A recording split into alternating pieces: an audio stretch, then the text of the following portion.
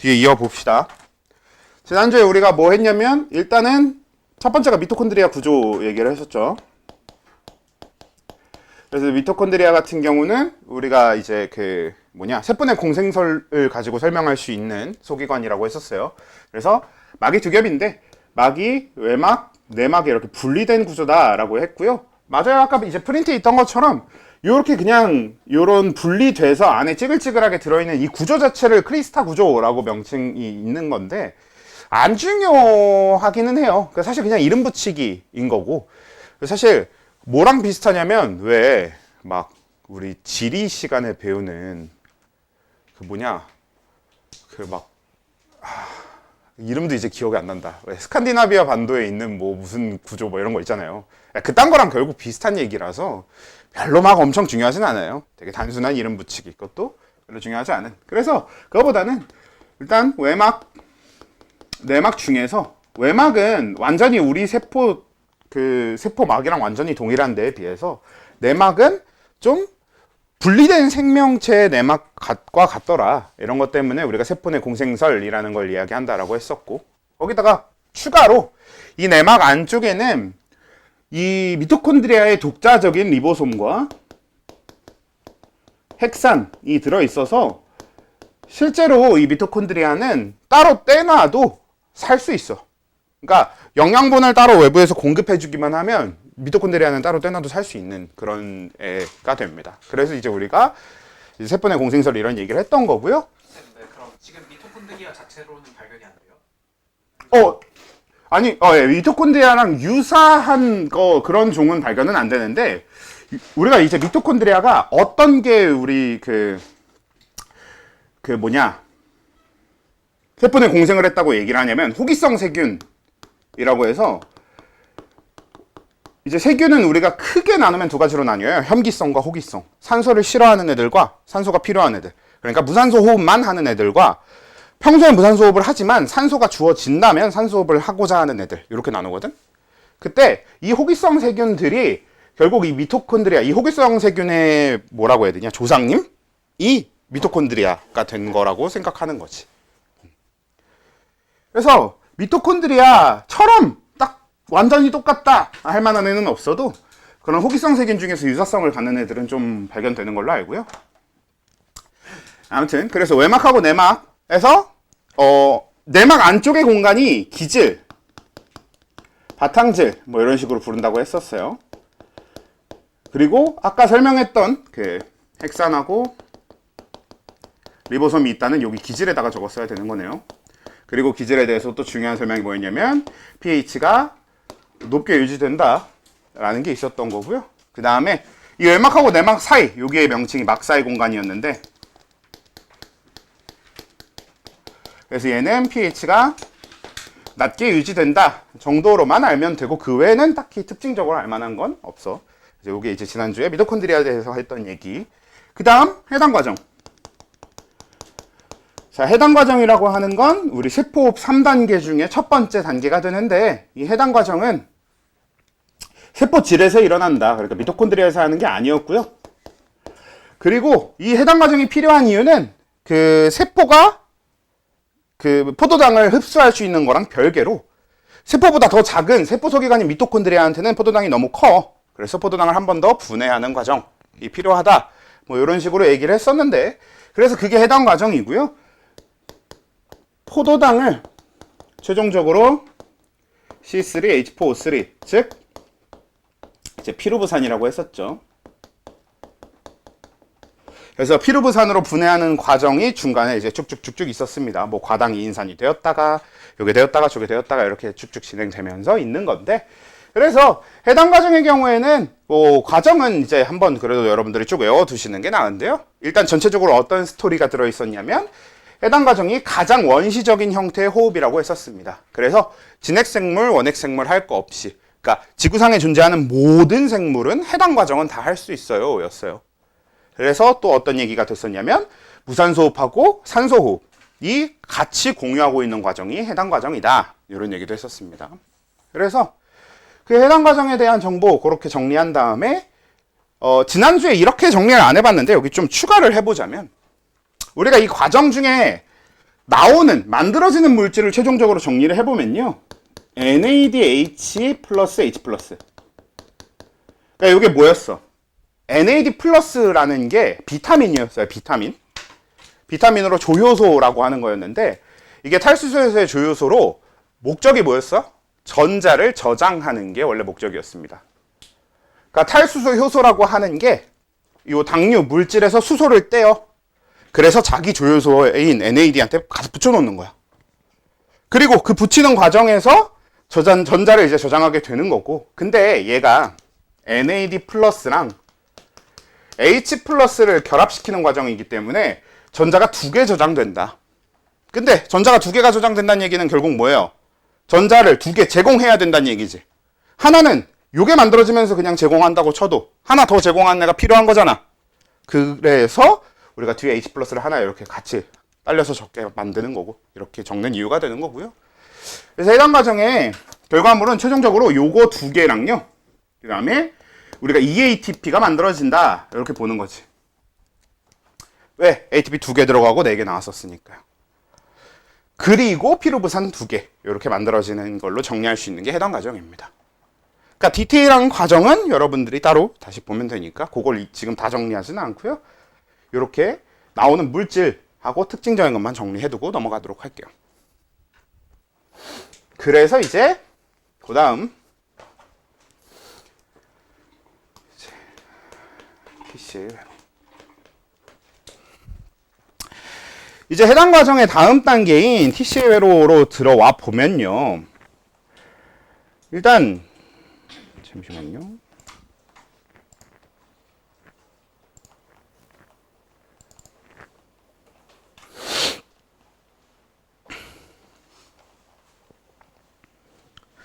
자, 그래서 이 TCA 회로는 원래 교과서상의 표현으로는 2단계로 나눠져 있어요.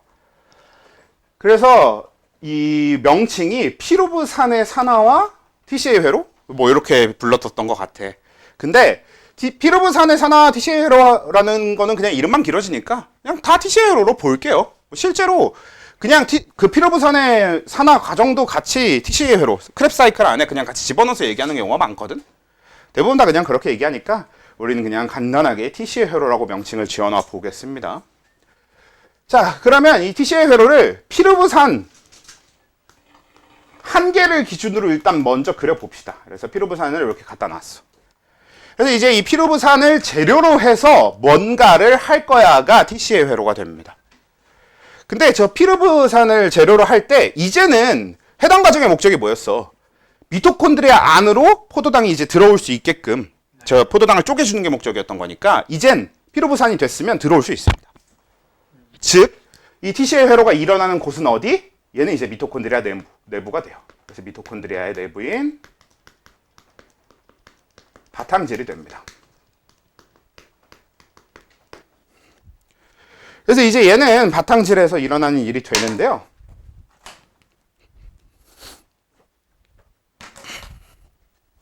바탕질에서 이 피루브산이 가장 처음 겪게 되는 과정이 아세틸 코에이라는 물질이 되는 겁니다. 근데 요게 이제 설명할 게 굉장히 많은 물질이에요. 자, 우리 또 지난주에 했던 얘기 중에 하나가 우리 매번 모든 과정에서 효소가 사용되는 건 알아야 돼. 다만 그 효소의 이름을 일일이 알 필요는 없어. 딱 이 정도였잖아요. 근데 그 중에서 한 가지 여러분들이 꼭 알아야 되는 효소가 있는데 그게 탈수소 효소란 얘기는 했습니다. 그러니까 탈수소 효소는 명칭은 탈수소, 수소를 떼는 효소다인데요. 정확하게 실제 목적은 수소를 떼는 게 아니에요. 전자를 뽑아오는 게 목적인 겁니다.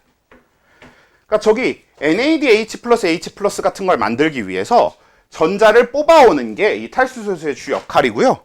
그리고 그 뽑아낸 전자를 본인의 조효소인 NAD 플러스나 FAD에 저장하는 방식이에요. 그러니까 물질에 있는 전자를 뽑아서 내 조효소한테 갖다 저장해 놓는 거지. 그래서 요게 탈수소 효소라는 애였으면 얘 말고도 여러분들이 알아둬야 되는 효소가 하나 더 있는데 걔가 탄산 효소예요. 얘는 뭐겠어? 탄산 빼요. 네, 탄산 떼어내면 돼요. 그래서 얘는 탄산을 떼어내는 효소인데요. 얘는 그냥 목적 자체가 그냥 탄산을 떼어내는 게 맞습니다. 얘는 전자 저장이고 나발이고 이런 거 없고요. 그런 부가적인 다른 게 있는 게 아니라 그냥 탄산을 떼어내는 건데, 여기서 얘기하는 탄산은 H2CO3가 아니라요. 그냥 CO2, 이산화탄소입니다. 그래서 이 탈탄산 효소는 CO2를 떼어내는 게 그냥 목적 그 자체예요. 오케이? 그래서 얘는 그냥 CO2를 떼어내는 효소고, 탈수소 효소는 수소를 떼는 현상이 발생하긴 하는데 목적은 전자를 자기 조효소한테 옮겨 놓는 거, 저장하는 거, 이게 목적인 거고. 그래서 이 두 가지 효소만큼은 꼭 알고 있어야 되거든요. 이 두 가지 효소가 여기서 다 쓰입니다. 요 피루브산이 아세틸코에이가 될 때 이 두 가지 효소가 다 쓰이는데, 그걸 확인할 수 있는 가장 간단한 방법이 아세틸코에이가 2탄당이에요. 탄소 2개짜리 물질이야. 그러면 탄소가 3개인 물질에서 탄소가 2개인 물질이 되려면 탄소가 떨어져 나와야 되지. 그래서 탈탄산 요소가 쓰입니다. 그래서 여기선 탈탄산 요소가 쓰여서 이산화탄소 CO2가 하나 나와요. 혹시 이거 좀 빛 반사 때문에 잘 안 보이니? 보여? 상관없어? 괜찮아. 그러면 이게 그래서 이산화탄소가 요 탈탄산 요소의 작용으로 떨어져 나오면서 2탄당짜리 물질이 되는데, 근데 여기서 탄소는 우리 골격이라고 했잖아요. 그럼 결국 골격인 탄소가 떨어져 나오면 이 탄소가 떨어지는 바람에 얘 전체에서 가질 수 있는 결합의 수가 줄겠죠. 그러면서 자연스럽게 수소도 같이 떨어져 나와야 됩니다. 그래서 수소도 같이 좀 떨어져 나오게 되는데, 보통 그래서 탈탄산 효소가 작용한다? 그럼 그때 꼭 같이 탈수소 요소가 작용하게 됩니다. 실제로 그래서 여기서 탈수소 요소도 작용하면서 NAD 플러스가 NADH로 만들어지게 돼요. 플러스 H 플러스. 이렇게.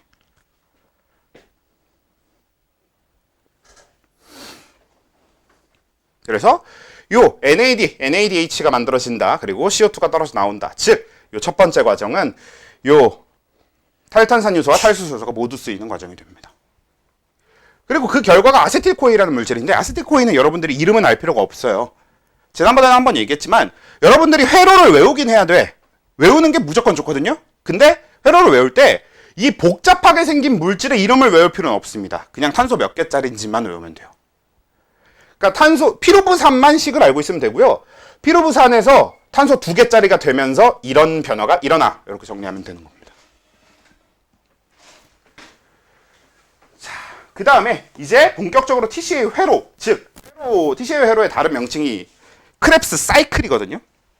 그러니까 사이클이란 소리는 돌아야 돼. 그치? 그래서 이제는 돌 건데, 그 도는 처음에 이제 어떤 물질이 아세틸코에이랑 결합할 거거든. 근데 이 아세틸코에이랑 결합하는 과정 자체가 얘가 이 코에이라는 게 떨어져 나온 다음에 결합해요. 그래서 코에이가 뭔지 알아야 돼.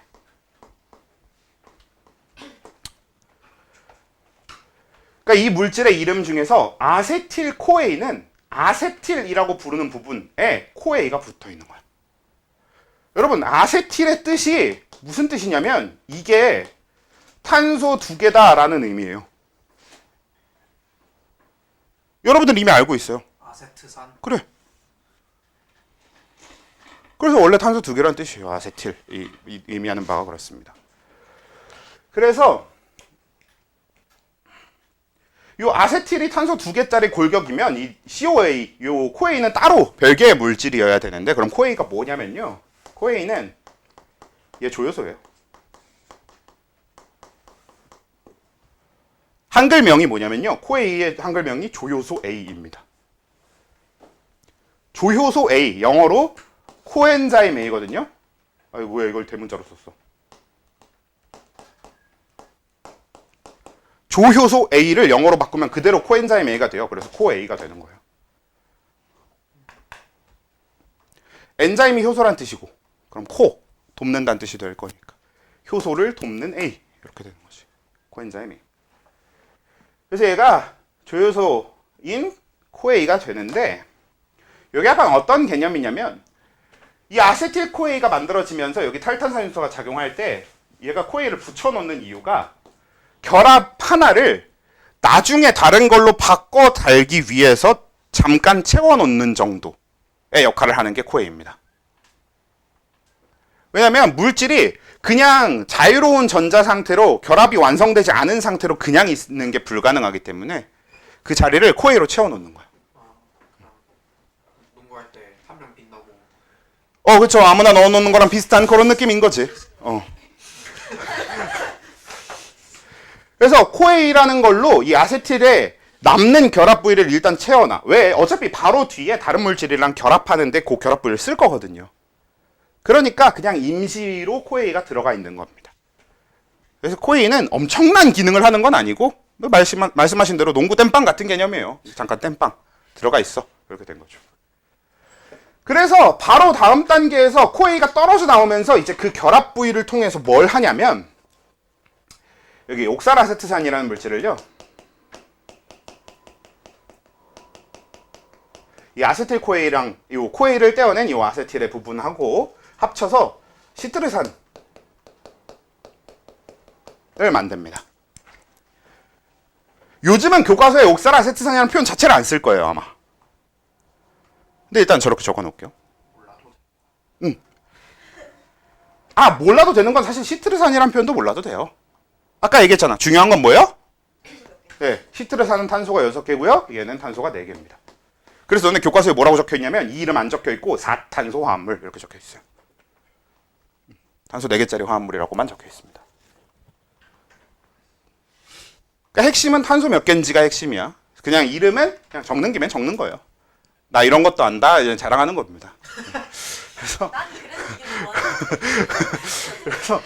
그래서 이렇게 이제 되는데 여기서 문제가 이건 이제 몰라도 되는 내용 잠깐 아주 재밌거든.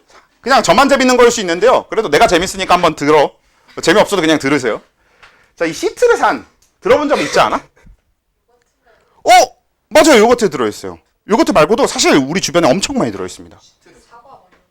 맞아요. 너 뭐냐? 시트르산 시트러스 애시드거든요. 시트러스 뭐야? 어디에서 주로 얘기해요?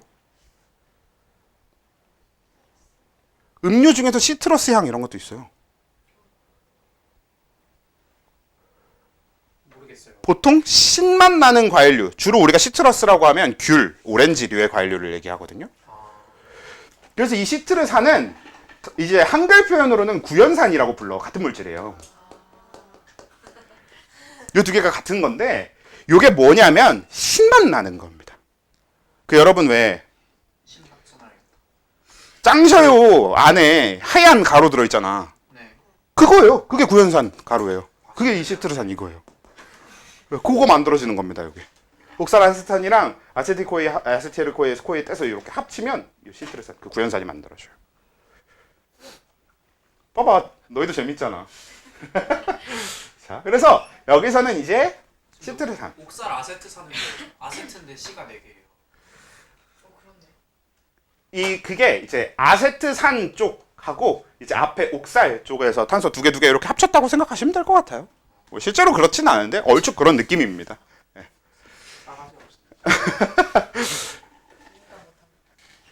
자, 그래서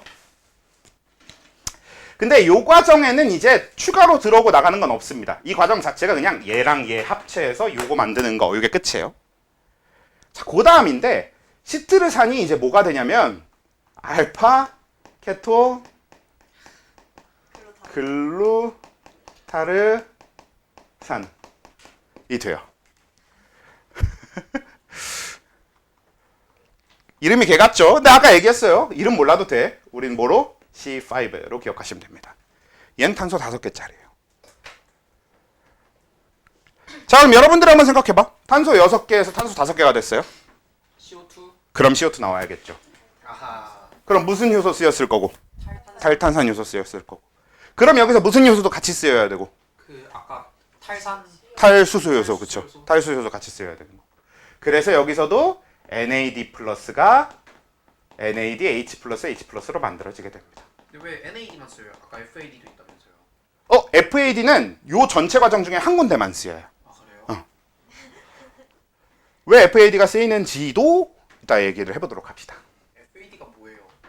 FAD도 NAD 플러스랑 똑같은 비타민이에요. 둘 다 비타민이에요. NAD 플러스랑 FAD가 둘 다 비타민 C 계열일 거예요. 아마. 맞나? 나도 이제 좀 긴가민가 해져갖고 원래는 되게 뚜렷하게 알고 있었는데 B 계열인지 C 계열인지 정확하게 기억이 안 나네. 아무튼 그렇고요. 그 다음에 요 이제 알파 케토 글루타르산에서 그 다음이 석신산이죠? 네, 석신산입니다.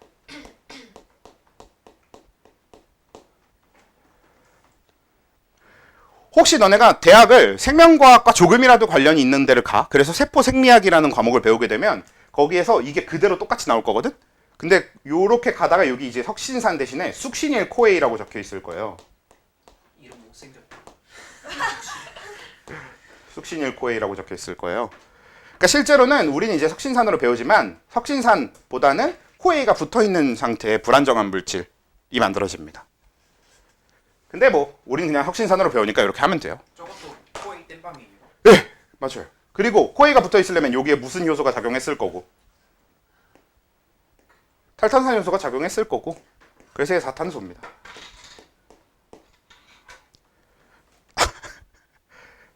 아, 왜 이렇게 다들 이렇게 처참한 표정을 자꾸 지으세요. NAD 플러스도 그리고 그쵸, NAD 플러스가 NADH로 가야죠. 아니야. 근데 생각해보면 탄소 개수만 외우면 되잖아. 맞아, 나올 때마다 맞아. 탄소 빠질 때마다 추가해주면 되잖아. 그렇다니까. 진짜 정말이야 이거, 정말이야 정말. 아, 그 얘기가 너무 하고 싶었어. 진짜야. 진짜 딱 탄소 개수만 외우면 돼요. 6544. 그리고 생각보다 외우기 쉬운 게 뭐가 있냐면, 자, 출발이 저 피루부산이죠. 피루부산 이후로 요 중간에 합쳐질 때 빼고 그냥 연달아서예요. 654. 네. 44야? 네, 그 다음부터 이제 4사예요. 쭉. 그러니까 쭉 연달아서기 때문에 어차피 별로 외울 게 엄청 많지는 않아요. 이제 그 얘기도 해볼게요. 그 얘기는 이제 마지막에 정리하면서 하게 될 것 같은데, 그 왜 바꿔요도 생각보다 되게 중요한 문제긴 해요. 그 다음에 이제 이 석신산 중간에 여기 이제 말산이라는 물질이 있고요. 얘가 또 그냥 사탄수화물 C4 4개짜리거든요. 그리고 말산이 옥살아세트산, 딱 요렇게 일단 끝내 봅시다. 요렇게 되고요. 자, 요 과정에서 이제 석신산에서 말산에서 옥살아세트산은 그럼 뭐하러 하느냐? 네가 말했던 것처럼, 여러분들이 말했던 것처럼 탄소 개수는 안 바뀌어요. 근데 대신에 그래도 여기서 무슨 변화가 생기냐면 탈수소 요소는 작용합니다. 여기서도 탈수소 요소 작용하고요. 여기서도 탈수소 요소가 작용해요. 다만 여기 먼저 할까요? 여기서 탈수소 요소가 작용하면 NAD 플러스가 NADH 플러스 H 플러스가 되는데요. 여기서 작용할 때는 FAD하고 FAD H2 요게 사용됩니다.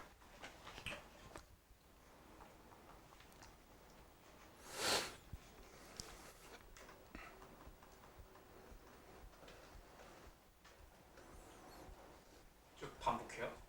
네, 이게 끝이야. 왜 반복해요? 어? 그러니까 저거를 계속 사이클을 돌려요? 맞아요. 이게 계속 사이클을 돌려요. 피루부산 집어넣으면서. 할 때 에너지를 얻어요? 돌리는 아니죠. 그럼 왜 해요? 그래서 그 목적에 대해서도 얘기할 건데, 그리고 그 에너지에 대해서도 얘기해 볼게. 일단 이렇게 정리됐죠? 그런데 일단 지금 이 사이클의 주목적은, 지금 말씀하신 것, 궁금하신 것 중에서 그 주목적이 제일 궁금한 거잖아요. 이 목적은 NAD 플러스와 FAD의 전자를 저장하는 게 목적입니다. 돌리면서 전자 계속 수정. 네, 맞아요. 얘는 지금 피루부산을 찢어버리면서 그 안에 들어있는 전자를 이렇게 꺼내갖고 저장하는 게 목적이에요. 이 회로의 목적은 거기에 있어요. 그럼 그 저장한 전자는 어디에 쓸 거냐? 이따가 산화적 인산화에다 다 몰빵해서 쓸 건데요. 근데 요 과정 중에도 ATP가 나와요. 어디서 나오냐면 여기서 일시적으로 두 개의 ADP가 두 개의 ATP로 아니죠. 하나죠. ADP 하나가 ATP 하나로 합성되는 과정이 존재합니다. ATP를 쓰진 않아요? 네, 여기서 쓸 필요는 없고, 그러니까 얘한테 인산을 붙였다가 떼고 이런 과정이 아니라요. 그냥 탈탄산하고 탈수소하는 과정 중에 남는 에너지가 있어서 그걸로 ATP 싹 만드는 겁니다. 화장실 한번. 예, 얼른 다녀오세요. 그냥 진행할게요. 왜냐면 요 중간에 한 건 어차피 광복만 알면 되는 이야기거든요. 그래서 잠깐 뭐가 있냐면 요 사이에 푸마르산이라는 물질이 하나 있어요. 이 푸마르산이 다른 학교들은 안 다루고 안 다루는데 광복만 원래 다뤄요. 광복 책에만 있어. 근데 안 중요할 거예요.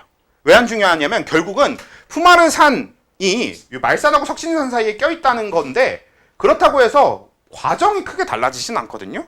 결국 석신산과 말산 사이에는 FADH2 하나 만들어지고 끝이거든.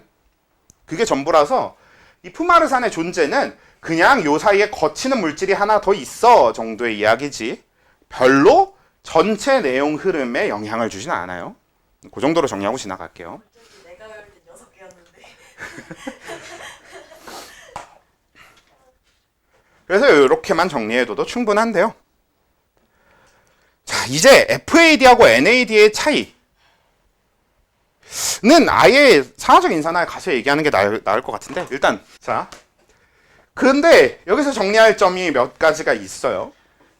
일단 첫 번째로, 그러니까 여기서 요것만으로도 정리할 점이 있는데 일단 첫 번째로 뭐가 있냐면요. 지금 나오는 물질을 정리해 볼게. 일단 지금 이 회로는 피루부산 하나를 기준으로 하는 거거든요. 네. 근데 우리는 그치 포도당 하나를 기준으로 생각하면 피루부산 두 개가 기준이 돼요. 네. 그래서 이건 회로를 여러분들이 편한 대로 외우시면 되는데 이대로 외워서 그냥 이 회로가 포도당 한 개당 2번 돌아간다 하셔도 되고요.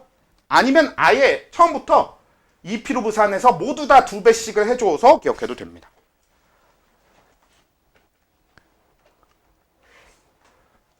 근데 결과적으로 그러면 만들어지는 물질만 한번 좀 정리를 해볼게요. 그 중에 좀 중요한 것들만. 일단 CO2가 한 번, 두 번, 세 번 나와요. 그치? 그리고 CO2가 세 번 나오기만 하고 끝나는 게 아니라 그게 2번 돌아야 되니까 총 6개의 CO2가 만들어집니다. 그 다음에 NADH가 나오는 과정이 한 번, 두 번, 세 번, 네 번 있잖아요. 그리고 회로가 2번 돌기 때문에 8개의 NADH 플러스 H 플러스가 만들어집니다. 그리고 FADH2가 하나 나오기 때문에 그럼 회로 2번 기준으로 FADH2가 2개 만들어지게 됩니다.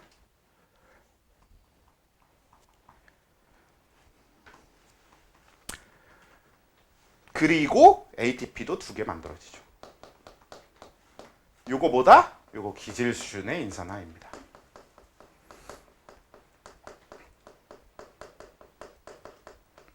기억하십니까? 지난번에 우리 인산화 3가지 광인산화, 산화적 인산화, 기질 수준의 인산화가 있는데 광인산화는 빛을 이용하는 ATP 합성이야. 그건 광합성에서 해.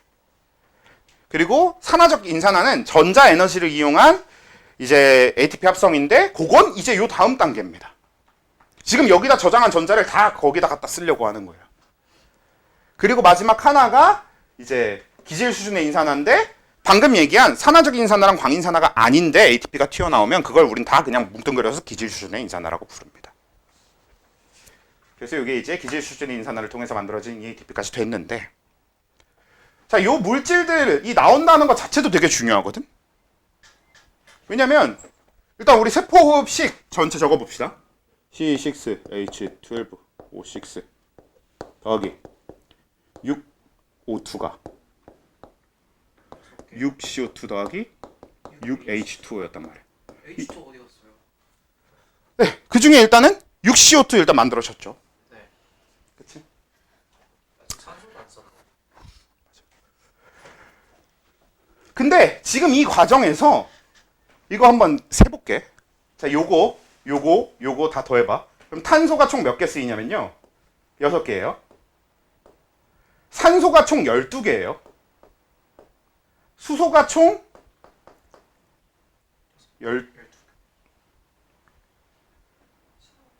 20개입니다. 20개?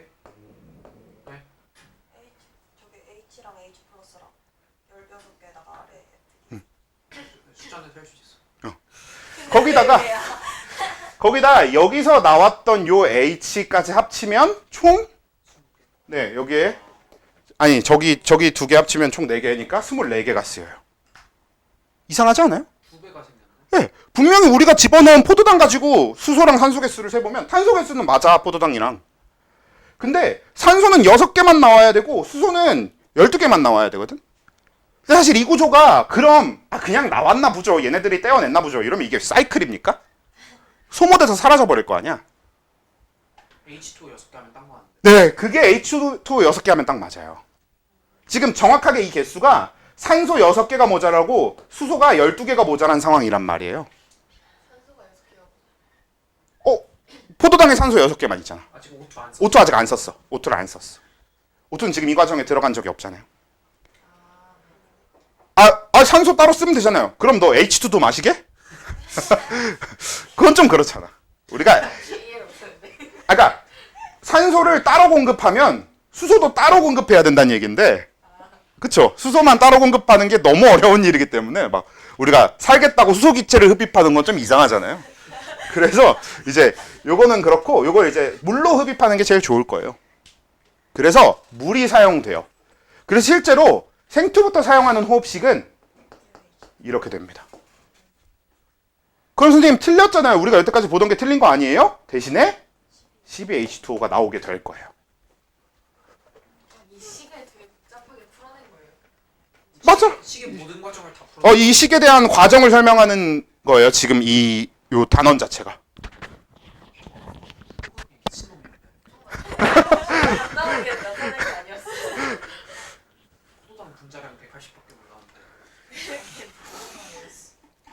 자, 그래서 그럼 물이 지금 여기서 어디 들어가요? 자, 그것까지 외우라 그러면 도가 나오죠. 안 외워도 됩니다. 그냥 중간에 물이 어디 막 잘 들어가요. 정도로만 알고 있어도 충분해요. 실제로 물 들어가는 데는 알 필요가 없어서요. 그냥 여러분들은 회로 자체는 이 상태를 외운 다음에 근데 물도 들어가 정도를 따로 알고만 있으면 됩니다. 원래 요기 과정이 주로 그렇게 물 집어넣고 하면서 재배치하면서 수소 떼어내고 다시 이렇게 산소 구조 만들고 이런 과정이거든요. 그래서 탄소 4개짜리를 굳이 이렇게 바꿔가면서 할 필요가 있는가가 그래서 바꿔가면서 할 필요가 생기는 거예요. 수소 개수 다시 맞춰주고 이렇게 하느라. 그래서 이 짓거리를 하는 건데 뭐 알 필요가 없다고. 그냥 여러분들은 딱 요렇게 정리해 두시되 단 이 회로상에 그리지 않을 뿐 요 재료에는 이 피루브산도 재료로 하지만 6H2O도 재료로 필요하다라는 거를 기억해 달라는 거죠. 오케이? 이렇게 정리하면 TC의 회로도 끝납니다. 자, 그럼 여러분들이 알아야 될 점은 여기 적혀 있는 것만 딱 다 알면 돼요. TC의 회로에 대해서 알아야 될 점은 딱 여기 적혀 있는 거. 이 중에서 저 그래도 조금이라도 빼주시면 안 됩니까? 하면 이름만 다 빼면 돼. 탄소 몇 개인지만 알면 돼. 이름만 다 빼면 돼. 아세틸코에도 몰라도 돼요. 6544, 6544. 맞아. 65, 그러니까 여기 앞에는 32로 줄었다가 그 다음에 이제 6544. 그냥 그렇게만 기억하시면 됩니다. 그리고 방금 외운 대로만 외워도 그럼 무슨 일이 일어날지가 대충 감은 와. 탄소가 어디서 떨어져야 될지가 바로 나오잖아요. 탄소 개수만 외우고 있어도. 말산도 좀만 외우면 되는데. 그치. ATP. 요거랑 요거만 따로 별개로 좀 외워주시면 되는 거죠. 되죠? 자, 됐고요. 그 다음에 이제 네. 호흡식에서 아직 해결되지 않은 것들을 좀 표시를 해볼까요? 그쵸? 산소 아직 안 썼어. 그리고 물을 갖다 쓰긴 했는데 그치 나오지 않았어. 그리고 ATP. 자, ATP 개수 잠깐 적어볼게. 실제로 우리가 이 생투 이전까지 여러분들 교육과정상에서 ATP 항상 몇 개라고 나오냐면요. 50인가 38 ATP로 나와요. 50이나. 항상 교육 과정에 38 ATP로 나와요. 4개밖에 아직 못 구했잖아요. 근데 38 ATP 아닙니다. 그냥 팩트가 아니에요. 네, 실제 팩트는 32 ATP입니다. 32? 그래서 생투부터는 32 ATP로 나와요. 왜 달라요? 이게 왜 다른지도 이따 얘기해 볼게. 그 모든 설명이 지금 얘 어디다 쓸 거고, 그래서 얘 어디서 나오고, ATP가 지금 4개밖에 안 나왔는데, 여기서 2개, 여기서 2개, 합쳐서 4개밖에 안 나왔는데, 나머지 28개 어디서 만들어지고, 이 모든 게.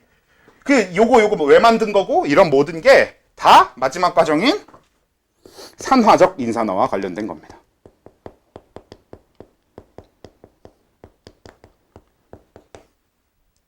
그럼 이제 산화적 인산화를 설명해야 되는데, 이거 지울 거거든요? 지워도 되나? 네. 지워도 되는 거 맞죠? 이거 회로, 여러분들 시험지에 보면은, 이 회로가 비어 있을 거예요. 여러분들이 이걸 그리시면 됩니다. 이렇게. 이 이름은 안 적어도 돼. 자, 그래서 되겠고. 그래서 생투를 평가하는 가장 많은 사람들이 하는 말이 딱 그거예요. 생투는 처음 이 내용을 이해하고 외우는 데까지가 제일 어렵고, 그것만 하고 나면 정말 재밌고 별게 없는 과목이 돼요. 믿을 수가 없다. 이게 생트 전체 난이도에서 어느 정도? 제일 쉬운 거 같이 외우는 거밖에 없잖아. 그런 거 있잖아요. 생 원에서도. 맨날 생투 전체 중에서 난이도의 비중 아니면 양의 비중? 양이. 양의 비중으로 따지면은 한 10분의 1 분량은 되려나? 분류 쪽에 외울 게 제일 많거든요. 그래서 분류요? 네, 생물의 분류. 종속 과목 단계? 네. 그 중에서 이제 그걸 다 일일이 분류하거든요. 그 해면동물, 자포동물, 아, 편선균, 연안절, 극척 이거 다 분류해야 되고, 척삭동물문 안에서도 척추동물, 무척추, 척추동물문 또 따로 해야 되고. 1학기 때 배워요? 2학기 내용이에요. 아하. 네, 그래서 여러분들 할 일 없어. 평생 할 일 없겠구만. 그래서 생투를 안 해야 된다는 거야. 수능으로. 생투 수능은 그래서 하면 안 되는 거예요. 그걸 해야 되게 되니까. 그리고 그 내용의 끝에 실려 있는 게 하디바인베르크였어요. 전설의 개체수 음수. 지금 이 얘기 뭔 소리냐면 방금 얘기했던 그 분류 파트 있죠? 그거 지금 그 생원에 들어왔어요. 그 이들은 1학기 때 이제 그거 배워야 돼. 생명과학관. 아, 암기 좀만 하는 거 아니에요? 맞아요. 그건 그래. 자, 아무튼 근데 난이도로 치면은 한 3번째? 2번째쯤은 돼요. 호흡이. 생투에서 난이도 비중으로 따지면 한 2-3번째, 2-3등 정도 돼요. 네. 어려운데요? 네. 왜요? 문제가 어려워요? 아니요. 생투도 생원이랑 비슷하거든요. 아, 결국 특정 파트 빼고 나머지는 난이도가 높은 파트가 아니기 때문에 생투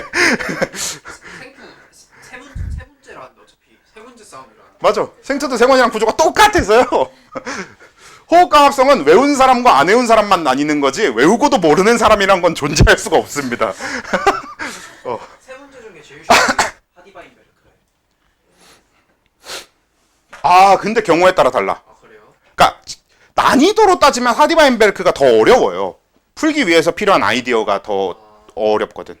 근데 푸는 시간이 짧게 걸려요. 맞아요. 코도는 아이디어고 나발이고 시력 테스트부터 막 해야 되거든. 노가다도 되게 심하고. 그래서 그래. 아무튼 자, 그래서 계속 해봅시다. 이제 산화적 인산화를 하기 위해선 내막의 구조를 봐야 됩니다. 자, 그럼 내막이 외막과 다르게 아주 특이한 구조를 갖고 있다가 무슨 그 구조냐면 뉴런대랑 똑같아요. 특이한 막단백질을 가지고 있다인 겁니다. 그래서 자, 요게 이 자체가 그냥 인지질 이중층 막이에요. 그러니까 이렇게 인지질 이중층 막으로 이렇게 되어 있어요. 그래서 막을 갖다 놓은 거고 이게 내막이고. 이 인지질 이중층이 실제로 인지질 저렇게 생겼어. 하나 꺾이는 이유 뭐 있었는데. 네, 포화지방산하고 불포화지방산입니다. 이것도 학교마다 포화지방산, 불포화지방산 이거 되게 중요하게 다루는 학교들도 있어요. 생투 가르칠 때. 생투에서. 그리고 여기 막사이. 자, 이렇게 나눠 놓으면 요 이제 내막에 뭐가 있냐면요. 잠깐만, 당지를 좀 당지 해놓고. 자, 오랜만에 그리는데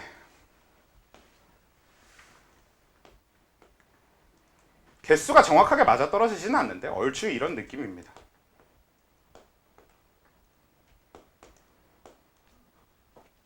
이게 뭐예요? 단백질이에요? 네, 이게 다 막단백질입니다. 아니 못생겼다고 못생겼다고 그러지 마시고. 개수가 중요해요? 개수 자체는 어떤 게 중요한지만 한번 설명해 드릴게요. 그것도. 자, 일단 요런 느낌이라고 보시면 되는데, 자, 여기서 작은 동그라미는 다 같은 종류의 효소인데 얘 효소들을 전자 전달 효소라고 불러요.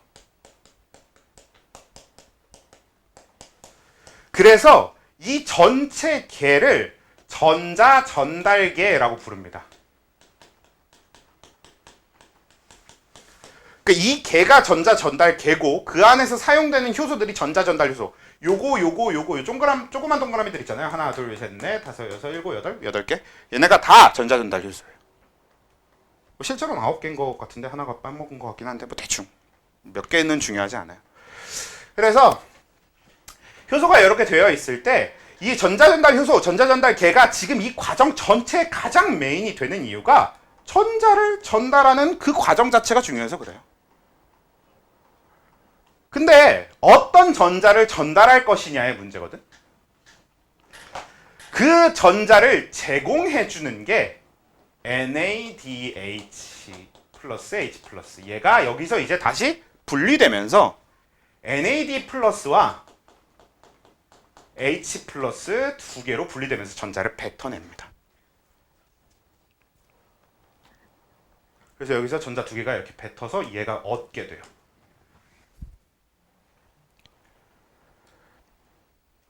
자, 이 과정은 어떻게 일어나냐면요. 얘 자체가 효소기 때문에 전자를 뽑아내는 과정은 할 수 있도록 되어 있어요. 거기다 플러스로 또 어떤 것도 있냐면 NAD 플러스 말고 이 전자전달 효소도 마찬가지로 조효소를 가지고 있을 거거든요. 근데 이 전자전달 효소들이 각각 서로 다 다른 조효소를 가지고 있어요. 그래서 뭐가 생기냐면 이거 화학이긴 한데 여기 다 화학 하신 분들이잖아요. 우리 화학 마지막 단원 산화환원에서는 더 산화가 잘 되는 물질과 산화가 안 되는 물질, 환원이 잘 되는 물질 사이에 어떤 반응이 가능해요? 그냥 전자를 바꾸는, 전자를 교환하는, 전자를 한쪽이 한쪽한테 일방적으로 주는 반응이 가능해지잖아요. 우리 그거 왜 금속의 이온화 경향 이용해서 철이랑 철보다 이온화 경향 약한 애 아무거나 구리, 그래 구리로 합시다. 구리 이온 이렇게 섞어 놓으면 얘가 철 이온하고 구리로 하면서 그치 구리 석출되는 요거 있잖아요. 요 형태처럼 지금 얘네들 이 전자전달 효소들이 가진 조효소들이 서로 다 다른 환원성을 가지고 있어요. 자, 그리고 여기서 전자를 뽑아낼 수 있는 거랑 이렇게 두 가지가 합쳐지면 무슨 일이 일어나냐면요. 얘가 NAD한테서 전자를 뽑아내요. 그러고 나면 얘와 얘 이 각각 사이에 누가 더 산화가 잘 되고 환원이 잘 되느냐의 순서에 따라서 자연스럽게 전자전달 효소를 쭉 타고 이동하게 됩니다.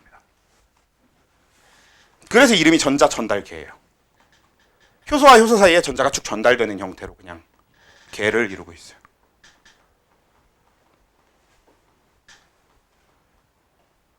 선생님 이게 이렇게나 떨어져 있는데 그거는 이제 설명을 위해서 떨어뜨려 그려놓은 거고 실제 세포막에서는 엄청 다닥다닥 붙어 있어요. 순서대로 이렇게 전달돼요? 네. 얘가 얘보다 환원이 잘 되는 애들, 갈수록 환원이 더 잘 되는 애들을 그 조효소로 갖고 있는 거지. 진짜요? 네. 실제로 얘네들이 갖고 있는 조효소라기보단 얘네들은 이제 조효소 대신에 조효소의 역할을 하는 금속 이온을 직접적으로 갖고 있어요. 그럼 전자가 왼쪽부터 무조건 오른쪽으로 가요? 네, 쭉 가요. 회로도 이용할 수 있겠는데? 그렇죠? 생체 회로인 거니까 이걸 따다가 우리 실제 회로를 만들려면 만들 수도 있긴 한데 효율의 문제일 수도 있겠지 뭐. 자, 그리고 이 전달 과정에서 그리고 어떤 게 생기냐면 지금 여기 나왔던 이 전자는 이 NADH 플러스 H 플러스의 그 결합 자체가 가지고 있었던 에너지를 그대로 다 들고 나오거든요. 그래서 우리가 흔히 이런 상태의 전자를 고에너지 전자 이렇게 불러요. 그러니까 전자 이 NAD 플러스도 그렇고 H 플러스도 그렇고 이 물질들 자체가 에너지를 들고 있을 수 있는 물질이 아니에요. 우리 H 플러스는 에너지를 저장할 수 있는 방법이 없습니다. 왜? 양성자밖에 안 남았으니까. 그래서 H 플러스는 원래 에너지 저장을 못해요. 아시? 그리고 NAD 플러스도 비슷하게 그렇게 에너지를 거의 저장할 수 없는 형태의 물질이라서요. 그래서 NADH 플러스 H 플러스가 떨어져 나오면서 전자가 튀어나오면 저 전자가 그 에너지를 전부 갖고 나오는 형태가 돼요. 그 결합만큼의 에너지를 전부 갖고 나와. 그래서 고에너지 전자 상태거든. 그리고 그 고에너지 전자기 때문에 이 이동이 일어날 수 있는 겁니다. 전자가 이동할 만큼의 에너지는 이미 충분히 갖고 있어서 그렇기도 해요. 그러니까 전자는 이동할 수 있는 에너지를 가지고 있고 그리고 우리는 그 이동하는 길을 만들어 놨고 두 가지가 합쳐지면서 그냥 길을 따라 쭉 가는 현상이 발생하는 거지. 근데 전자가 이동을 하면서 당연히 계속 무슨 일이 발생할 거야? 에너지가 손실되겠죠. 근데 그게 에너지가 단순히 손실되게 끝나는 게 아니라 지금 요 뒤에 큰 단백질 얘가 뭐냐면 정식 명칭은 아닌데 설명하기 가장 편한 표현이 H 플러스 펌프예요.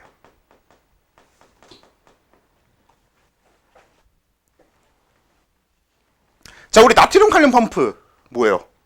나트륨과 칼륨을 ATP를 이용해서 능동수송하는 거였지. 얘는 H 플러스를 능동수송할 거야. 근데 사용하는 에너지가 ATP가 아닙니다. 지금 이 이동하는 전자가 들고 있는 에너지 있죠. 그걸 이용해서 H 플러스를 능동수송시킵니다. 전자가 이동하는데 에너지가 왜 줄어요? 아, 그거는 이게 얘네들이 효소기 때문에 직접적으로 꺼내 쓸 수 있는 거기도 하고요. 꺼내도록 구조가 되어 있는 거기도 하고 그리고 원래 이동 자체의 에너지 손실은 계속 있잖아요. 그러니까 얘가 전자가 그냥 도선을 따라 이동하는 게 아니라 누가 얻고 잃는 방식으로 계속 가는 거잖아요. 그래서 전자의 에너지를 꺼내 쓸 수 있는 형태가 되는 겁니다. 그러면은 껍질을 낮춰요? 그런 거지. 그런 거지. 이동하는 껍질을 낮춘다 정도의 개념이 되는 게 맞겠네요. 화학적으로 얘기를 하면. 이걸 화학적으로 질문한 사람이 네가 처음이어서 조금 당하긴 했는데 네, 그런 개념이 될 것 같아요. 네, 그런 개념으로 보면 되지. 아, 이렇게 화학적으로까지 생각할 필요 없어요. 얘가 그걸 그렇게 생각한 거고. 그러니까 자, 그래서 이제 쭉 가면서 전자가 요 전자 에너지를 이용해서 이 H 플러스가 펌프가 H 플러스를 능동 수송을 하는데 그 방향이 바탕질에서 막사이 방향입니다. 근데 그게 몇 번 있어? 3번 있잖아요. 그래서 여기서 하나 내보내고 여기서 한 번 내보내고 여기서 한 번 내보내요.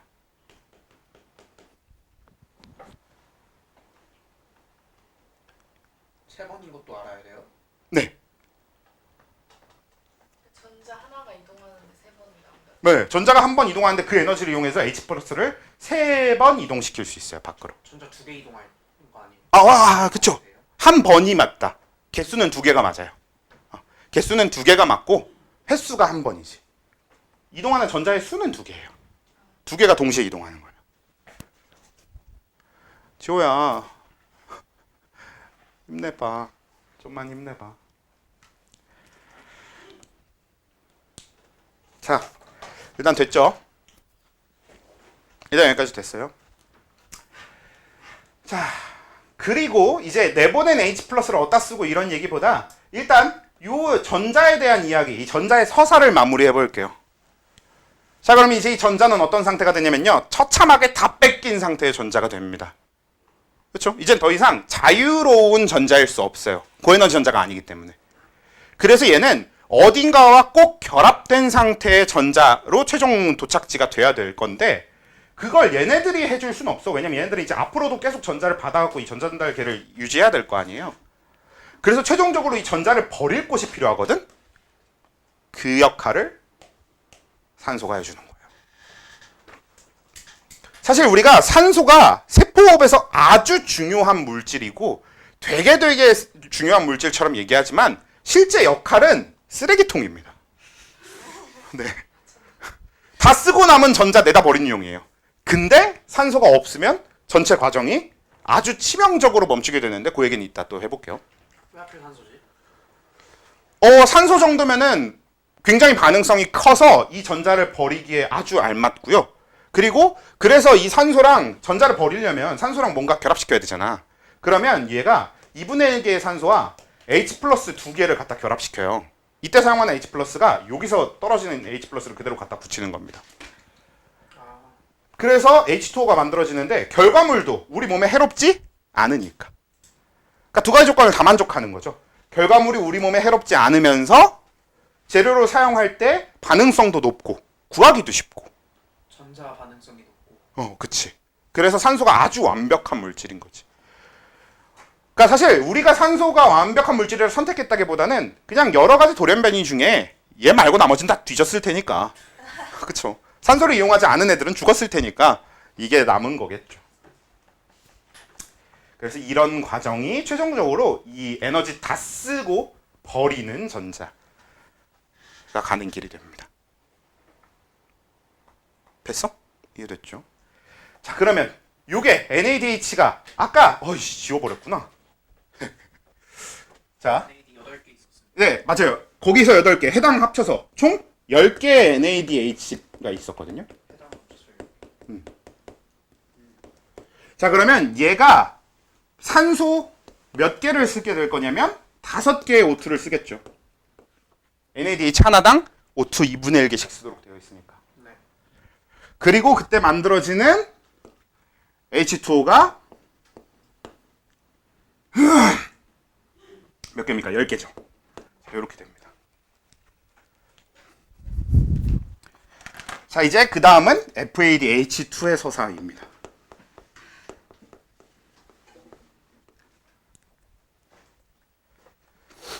자, NAD와 FAD는 어떤 차이를 가지는 물질이냐면 둘의 환원성이 달라요.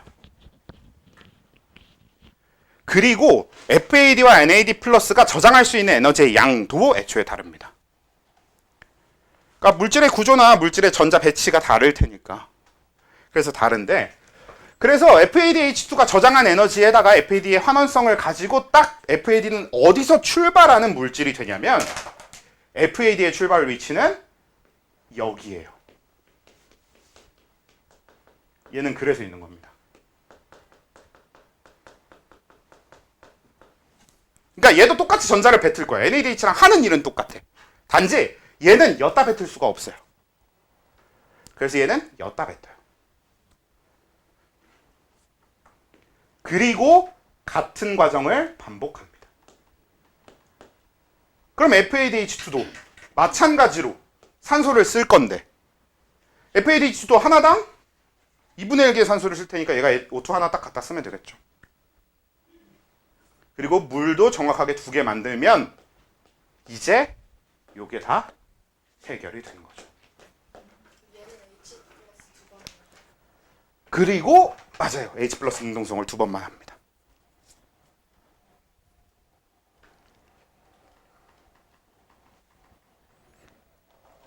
됩니까? 이해해야 돼. 요거는 요 과정 자체를 이해하는 것도 되게 중요합니다. 그리고 산화적 인산화를 잘 이해해야 되는 이유가 뭐냐면요. 선생님 저 진짜 산화적 인산화가 너무 이해가 안 돼요. 그럼 광인산화도 이해 못합니다. 거의 똑같은 과정이에요. 그냥. 그래서 얘를 제대로 이해해줘야 돼. 자, 정리를 해보면 NADH와 FADH2가 전자를 저장했었고 그 전자를 뱉어내. 근데 얘네들이 가진 에너지와 얘네들이 가진 환원성 때문에 다른 이 전자전달 효소들을 이제 시작점이 달라지게 되는 거고요. 근데 시작점이 다르다고 해도 아무튼 그 이후의 과정은 전자 전달 효소. 예. 전자 전달 효소를 따라서 전자들이 쭉 이동하게 되는데 그 이동 과정 중에 H+를 밖으로 능동수송하게 됩니다. 이 전자 에너지를 이용해서. 지호야, 그치? 그 다음에 그 최종적으로는 요 에너지를 다 쓴 전자를 O2에다 갖다 버리는 거죠. 되죠? 자, 여기까지만 이해해도 막사이 공간의 pH와 기질의 pH는 설명이 끝납니다. 우리가 이렇게 H+를 밖으로 능동수송하기 때문에 막사이 공간은 H+가 늘어나요. 바탕질은 H+가 줄어들어요. 그래서 양쪽에 pH 차이가 생겨요. 그래서 막사이 공간은 pH가 작고요, 낮고요. 바탕질의 pH는 높은 겁니다. 그리고 우리 나트륨 칼륨 펌프일 때도 결국은 이 농도 차이를 왜 만드는 거야? 확산시키려. 그래. 그 이후에 확산을 이용하기 위해서 하는 거잖아요. 얘도 마찬가지예요. 이제 이 펌프를 이용해서 펌프를 이용해서 억지로 이렇게 농도 기울기, 농도 차이를 만들어냈으니까 이제 확산을 이용할 건데 이겁니다. 이거 그냥 H+ 통로예요. 얘 그냥 쭉쭉 들어옵니다, 안으로. 근데 H+가 질량을 가진 입자고요. 그리고 심지어 H+의 이동은 결국은 이제 전하를 띤 물질의 이동이기 때문에 그렇게 여러 가지를 이용해서 사실 이거는 내부에 있는 직접적인 메커니즘은 어려워요. 저도 자세히는 모릅니다. 그냥 대충만 알고 있지. 근데 그래서 우리가 이해하는 거는 가장 간단한 형태는 어떻게 이해하는 게 제일 편하냐면 그냥 H+가 능동수송 다시 확산되어 들어오는 그냥 그 운동 에너지 정도로만 일단 이해합시다. 그게 사실 제일 편한 형태의 이해니까. 아무튼 이 H+가 이제 이 H+ 통로를 통해서 다시 확산되어 들어오고요. 그리고 그 확산되는 이 H+ 통로 끝에 뭐가 달려 있냐면 이게 ATP 합성 요소예요.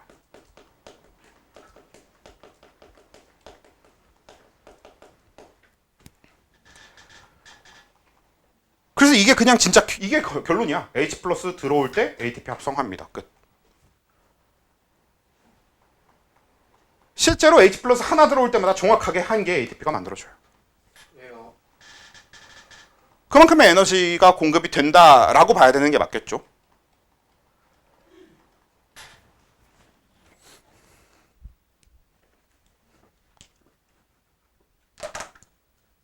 근데 나도 이 구체적인 거는 좀 궁금해져서 제가 다음 주까지 좀 찾아와 볼게요.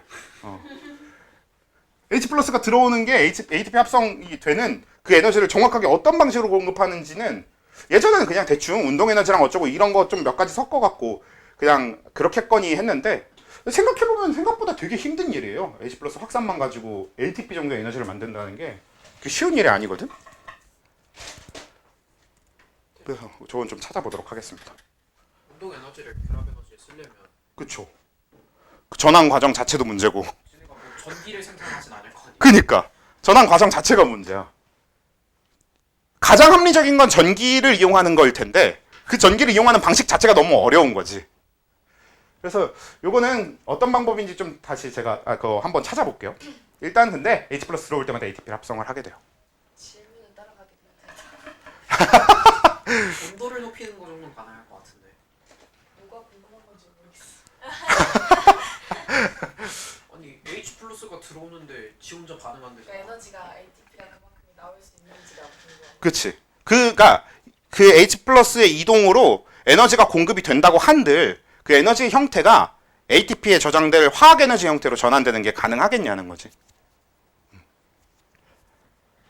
그건 근데 되게 맞아요. 쉽지 않은 일인 것 같아. 우리가 만약에 이걸 알고 있을까? 만약에 이걸 정확하게 이해하고 있다면 이미 우리 현실에서 쓰고 있지 않을까? 부딪히지 않을까요?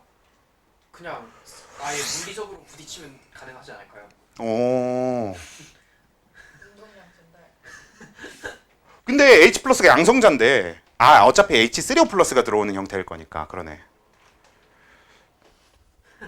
부딪히는 것도 웃기겠다. 만약에 이게 H3O+가 아니라 진짜 H+고 그게 들어오잖아? 그래서 네가 얘기한 대로 콜리전이 일어나면요. 여기서 핵분열이 일어납니다. 이게 양성자 콜리전이 되거든? 양성자를 때리면 안 되지. 이게 양성자가 와서 그 다른 원자 핵과 충돌을 해서 상호작용을 해버리는데 TP가 문제. 맞아. ATP가 문제가 아니야. 핵분열이나 핵융합을 할 수 있게 돼요. 그게 이게 어떻게 되면 에너지 무한 생성이야. 네, 신비. 근데 이 차가 버티는 게 제일 신기한 거지. 그건 사실 에너지 효율이 우리가 식물보다 좋아서. 식물이 뭐야? 사실 별이 되는 거 아니야? 왜 지금 인구가 지금 너무 많아서 문제면 지금 인구 중에 절반 잡아다가 뭉치면은 별 하나 만들 수도 있는 거예요. 만약에 이게 사실이면 태양계 생성 가능. 근데 아무튼 너무 상상력이 끝까지 갔고 일단은 다시 돌아봅시다. 그래서 이렇게 되는 데다가 이렇게 H 플러스가 들어오는 데다가 ATP 합성을 하거든요. 자, 그럼 결론 파트로 가봅시다. 자, 그럼 결론적으로 NAD는 3번의 H 플러스를 밖으로 내보냈죠. 그러면 들어올 수 있는 H 플러스도 3개죠. 그래서 NAD 하나당 나올 수 있는 NADH 더하기 H 플러스 하나당 나올 수 있는 ATP의 개수가 3개. 그리고 FADH2는 나올 수 있는 개수가 몇 개겠어? 2개가 되는 거지. 구라입니다. 예, 구라를 지금 하고 있어요. 일단 여기 있는 걸로 넣어야 돼요. 그럼. 네, 이제 수정 설명할 거예요. 그냥 이거는 구라면 안 써도 돼요? 네, 아직 안 써도 돼요. 고칠 겁니다. 일단 기본 구조가 이렇다라는 건데 틀린 말이에요. 근데 이 틀린 계산을 왜 해드리냐면요. 자, 이 틀린 걸로 일단 계산 마저 해볼게요.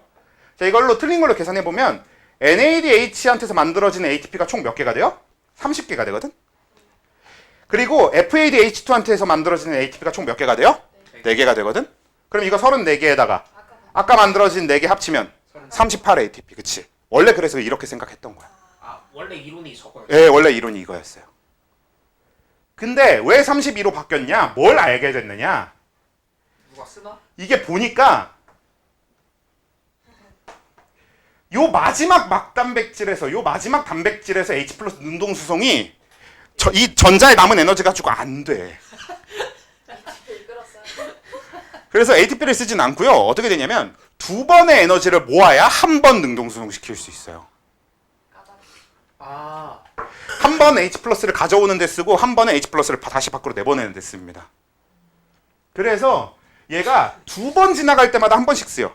그러면 우리는 0.5번이라고 생각하면 편하지. 네. 전자 한 번 지나갈 때마다 0.5번씩. 2.5개씩. 그래서 얘는 2.5개씩 만들고 얘는 1.5개씩 만든다고 합니다. 졸라 재밌어. 이게 나중에 이제 밝혀진 거야. 와 저런 거 어떻게 이거 발견했나? 2.5, 1.5 한 번만 더 설명해 주시면 안 돼요? 그러니까 요 마지막 막단백질이 요 전자가 지나갈 때 거기서 얻는 에너지로 H 플러스 내보낼 만큼이 안 돼. 평균 되는 거 아니야? 그래서 2번 지나갈 때마다 하나씩 내보낼 수 있어요. 정확하게는 가져오는데 한 번 지나가면 가져오고요, H 플러스를. 그리고 그 가져온 걸 밖으로 내보내는 게 또 한 번 지나가야 일어나요. 진짜 어떻게 해야지? 어떻게 근데 저 관찰이 돼요? 현미이랑 거? H 플러스로는 관찰은 못하는데 이 단백질은 관찰할 수 있고 그 주변에 pH 변화를 통해서 확인할 수 있잖아. 물질은 우리가 제어해서 공급하면 되니까. pH 저 H 플러스 하나 저게 측정이 돼요? 네, 이거 막아두고 하면 세심하게 하면 측정됩니다. 아 물론 한 개 한 개로 측정하는 건 아니고요. 여러 요걸 막아두고 pH 변화로 계산을 하는 거지. 아 하긴 하나를 900으로 내놓고 평균 내면 될 거. 맞아. 오래 해놓고 평균 내면 되는 거지. 실험 개 많이 있겠다. 오차 개 많을 거 아니에요? 그치. 재밌다. 일단 그렇게 해서 알아냈고 실제로 현재는 이 단백질의 작동 방식까지도 파악했기 때문에 더 아는 걸로 알아요. 그래서 결과적으로 얘는 2.5개 ATP, 얘는 1.5개 ATP를 만들잖아? 그럼 다시 계산해보면 요게 10개니까 25 ATP가 되고요. 얘가 2개니까 3 ATP가 되죠? 그래서 28. 그러면 요게 28 ATP에다가 4개. 아까 만든 4개에서 32 ATP가 되는 거죠.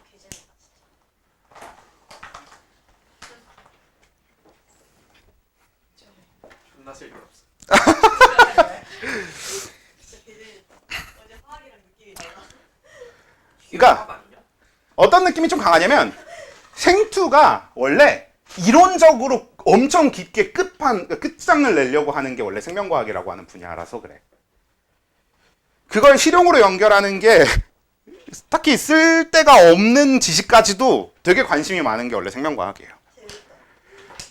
그런 점에서 물리랑 비슷하지 사실.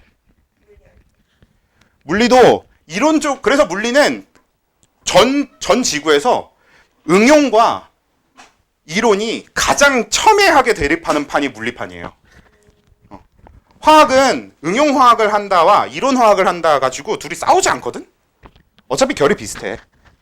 생명과학은 응용생명과학하고 이론 생명과학은 다를 것도 없어요, 아예. 근데 물리만큼은 응용물리학과 이론물리학은 진짜 허구한 날 첫 싸움입니다. 왜 파가 많이 나뉘던데요, 좀. 그러니까 대립이 좀 심하던데요. 맞아. 이론 물리학 안에서도 대립이 엄청 심하기 때문에. 노벨상 보면 실험 물리학 하나 주고 이론 물리학 하나 주고 맞아. 번갈아 가면서. 맞아. 실험 물리학하고 그게 좀 그런 게 있어요. 그러니까 너네 이거는 지호가 좀 더 알 수도 있는데 그 음악판에서 되게 흔한 건데요. 그 왜 클래식 하는 사람들이 실용 음악 하는 사람들 딴따라라고 욕하거든. 진짜로? 클래식 하는 사람들이 그 실용 음악 하는 사람들 되게 무시해요.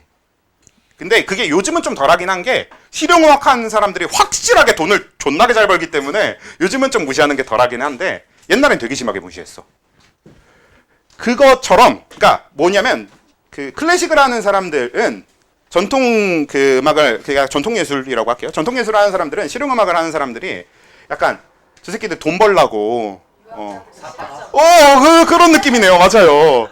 근본도 없는 새끼들 이러면서 약간 그런 개념인 거지. 그래서 이제 그랬던 건데 그러니까 우리가 하는 건 예술이고 쟤네가 하는 건 장사고 약간 이렇게 보는 거죠. 그래서 그런 게 되게 심한데 이론 물리학자들이 실험 물리학자들을 그렇게 봐요. 좀 그런 결이 있어요. 그러니까 이론 물리학자들을 그렇게 보니까 실험 물리학자들도 이론 물리학자를 곱게 볼 수가 없게 되는 거고. 그래서 되게 사이가 안 좋아요.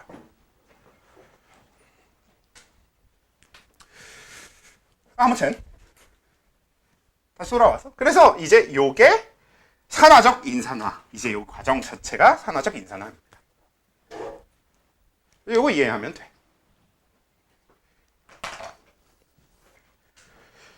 자, 그러면 이제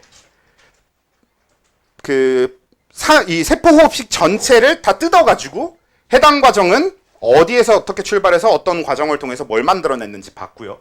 그리고 TCA 회로도 뭘 가지고 뭔 짓거리를 해서 뭘 만드는지 봤고, 그리고 마지막 산화적 인산화까지 다 정리를 해봤잖아요. 이 상태에서 한 가지 얘기가 필요한 게 뭐가 있냐면, 이제 뭐가 남았냐면, 그럼 해당하고 TCA하고 산화적 인산화 요 세 가지 단계 중에 산소를 직접적으로 쓰는 건 어디밖에 없어요? 맞아요. O2가 사용되는 곳은 산화적 인산화밖에 없습니다. 그것도 아까 얘기했던 뭐야? 요 쓰레기통. 근데 우리가 만약에 산소 공급을 멈춰? 그럼 산화적 인산화가 멈추겠죠. 네. 정말 신기하게도 그러면 TCA 회로까지 같이 멈춥니다. 멈춰야죠. 그치. 안 그러면 쌓일 거 아니에요. 그치. 이게 문제인 거야. 그냥 음성 피드백 마냥. 만약에 우리가 산화적 인산화가 멈췄을 때, 그러니까 산화적 인산화가 멈추면, 그러니까 산소 공급이 멈추면, 제가 멈추면 TCA가 같이 멈추는 이유가, 결국은 TCA 회로는 뭘 재료로 사용하고 있는 거나 마찬가지냐면, NAD 플러스와 FAD를 그것도 상당히 대량으로 사용하고 있어요. 그치? 얜 10개씩, 얜 2개씩이 필요하니까. 그래서 이 TCA 회로 자체가 저 두 가지 물질을 아주 대량으로 사용하다 보니까 사실 TCA 회로한테 산화적 인산화는 ATP를 만들어주는 과정만 있는 게 아니라 NADH를 다시 NAD 플러스로 되돌려주는 과정으로서의 의미도 있었던 거죠. 근데 산화적 인산화가 멈춰버리면 이 과정을 다시 요걸로 다시 못 바꿔주잖아요. 그래서 우린 TCA 회로도 같이 멈춥니다. 감지를 어떻게 해요? 그러니까 결국엔 NADH가 쌓여서 멈추는 걸 거 아니에요. 감지, pH. 산소 공급이 멈추면 전자전달계가 멈추면서 양쪽의 pH 차이가 점점 줄어듭니다. 그러면은 TCA 회로가 멈춰요. 약간 pH도 화학 반응에서 꽤 중요한가요? 그러니까 예. 화학 반응에서 굉장히 중요하죠. P 효소의 활성화도 pH 그렇고. 차이가 줄어들면서 화학 반응을 멈추는 거예요. 그치.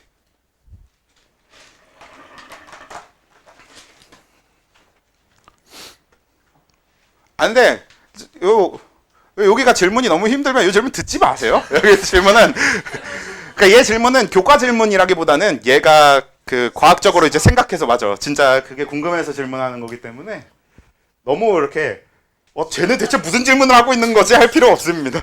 네. 일단 그래서 이렇게 이제 흐름이 되는 거고요. 그래서 우리는 이제 산소 의존적인 과정을 산화적 인산화 하나로 보지 않고요. 그러니까 산소가 직접적으로 필요한 건 산화적 인산화인데 산소 의존적인 과정은 TCA 산화적 인산화 모두로 보고요. 그래서 TCA 회로와 산화적 인산화 이 두 과정이 산소 호흡에 종속되어 있는 겁니다.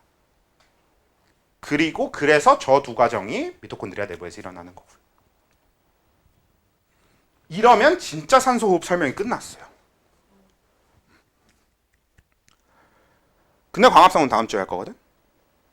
그럼 끝이냐? 아닌데 남은 내용이 얼마 안 돼서 빠르게 해봅시다.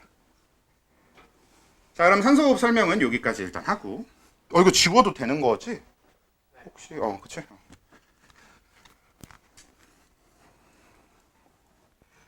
자, 여기서 해당 과정을 다시 잠깐만 그 러프한 형태로 적어볼게요. C6H12O6가 2피루브산이 되고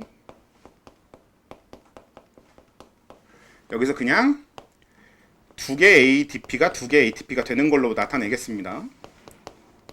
여러분들은 과정상에서 두 개가 쓰이고 네 개가 나온다는 걸 명확히 알고 있어야 돼요. 그리고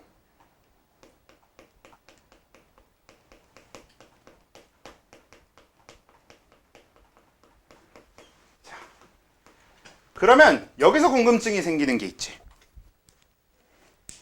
자, 방금 우리 TCA 회로랑 산화적 인산화의 관계를 얘기할 때 뭐라고 얘기했냐면 결국은 TCA 회로가 얘가 멈추면 얘도 같이 멈춰. 이유는 얘의 재료로 NAD 플러스가 있기 때문에 얘를 요 NADH를 다시 NAD 플러스로 돌려주는 이 과정을 안 하면 TCA한테도 결국 문제가 되기 때문에 얘도 그냥 멈추게 된다. 이런 얘기잖아. 무산소 호흡하는 대책을 어떻게 써요? 그쵸. 그러니까 사실 해당 과정도 문제예요. 그럼. 근데 해당 과정은 왜 산소 의존적이지 않냐? 그게 이제 무산소 호흡의 포인트가 됩니다. 그래서 무산소 호흡도 여기서 끝나지 않고요. 자, 우리 무산소 호흡은 두 가지로 주로 나뉘어요. 발효와 부패. 자, 차이가 뭐게요? 먹을 수 있냐 없냐? 네. 그러니까 무산소 호흡 사실 얘네들은 세포 호흡 결과는 똑같아. 그러니까 얘네들은 그냥 무산소 호흡을 할 뿐이야. 근데 그러고 나서 만들어지는 최종 산물이 사람한테 도움이 되면 발효고요. 사람한테 해가 되면 부패입니다. 해가 되지 않아도 도움이 안 되면 부패입니다. 그러니까 이게 지극히 사람 입장에서의 그렇죠. 이기적인 여기서 또 이제 인간이 또 이제 미안해야 되는 상황인 건데, 근데 이제 반려 부패는 그렇게 나눠 놓은 건데요. 아무튼 그렇다는 얘기는 결국 최종적으로 뭔가 만들어진다는 얘기지. 그 만드는 과정 자체가 이걸 되돌리기 위해서 있는 겁니다. 그러니까 최종적으로 이 피루브산을 다시 가공해서 최종 산물을 만드는 과정. 그래서 그게 발효인지 부패인지가 되는 그 과정 자체가 이 NADH를 다시 NAD 플러스로 되돌리는 과정이에요. 전자를 쓰기 위해 해야 한다. 그렇죠. NAD 플러스에 저장됐던 전자를 다시 이제 써서 NAD 플러스로 되돌려 놓으려고. 이게 그냥 목적이에요. 근데 우리는 딱 두 개의 발효만 배울 거예요. 여기서 이제 젖산 발효랑 그 다음에 알코올 발효 이렇게 두 가지만 배워요. 원래는 아세트산 발효도 아직까지도 좀 그 언급을 하는 선생님들은 있긴 있던데 시험에 낼 수는 없어요. 그래서 우리가 알아야 될 건 저 두 가지 발효거든요. 그래서 저기서 이제 젖산 발효가 좀 더 간단하니까 젖산 발효부터 얘기를 해봅시다. 자, 젖산 발효는 젖산균이 하는 건데 자, 일단 젖산균도 마찬가지 이렇게 해당 과정을 했어. 그 다음에 이제 이 피루브산을 요 H 플러스를 다시 갖다 붙여. 그러니까 수소를 붙이고 싶은 거야. 근데 정말 재밌게도 젖산의 화학식이 C3H6O3입니다. 그냥 붙이면 돼요. 얘가 C3H4O3잖아요. 그래서 이렇게 해서 이거 만든 다음에 이거 다시 젖산으로 보내면서 그냥 이거 여기 수소 떼다 붙이면 끝나요. 그냥 뭐 복잡하게 갈 필요도 없어요. 그래서 젖산 발효가 아주 간단해. 그래서 먼저 한 거입니다. 전 정말 쉽죠. 근데 우리 젖산 발효 어디에다 쓰는 거게? 맞아요. 우리 근육이 하는 거지. 근육뿐만 아니라 우리 몸에 있는 모든 세포는 다 산소 호흡을 할 때는 아까 얘기했던 그 모든 과정, 해당 과정 TCA 산화적을 하는 거고요. 만약에 TCA나 산화적이 불가능하잖아? 그럼 젖산 발효를 합니다. 원래 우리 몸의 세포가 그렇게 설정되어 있는 거지. 젖산은 에너지 형태로 못 써요. 네, 젖산을 에너지 형태로 못 써요. 쓰는 균이 있어요. 젖산을 에너지 형태로 쓸 수 있는 균은 있는데 미생물이 따로 있는 거지 일반적으로는 쓸 수 없습니다. 그래서 그 미생물 연구에서 젖산을 에너지원으로 쓰는 것도 연구를 하고 이런 사람들도 이런 연구도 하는 걸로 알아요. 괜찮은 것 같은데. 괜찮을 수도 있지. 검색하면 그치, 괜찮지. 아니에요. 맞다. 저 균 아니고 사람도 해요. 그래요? 젖산 사람도 에너지원으로 쓸 수 있어요. 되게 오래 걸릴 뿐인 거지 쓸 수 있어요. 우리가 젖산이 주로 이제 피로물질이라고 하잖아요. 근데 쟤도 결국 시간이 지나면서 없어지잖아. 그게 천천히 우리가 저걸 에너지원으로 사용하는 겁니다.